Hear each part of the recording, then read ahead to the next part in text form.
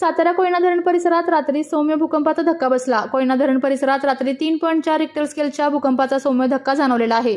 भूकंपाची कोयना भूकंप मापक केंद्रात नोंद झालेली असून भूकंपाचा केंद्रबिंदू कोयना खोऱ्यात हेळवाग गावाच्या नैऋत्येला 6 किलोमीटर अंतरावर होता। भूकंपाच्या जमिनीतील खोली 5 किलोमीटर होती। भूकंपाने कोणतेही नुकसान झाले नसल्याचे प्रशासनाने माहिती दिली आहे।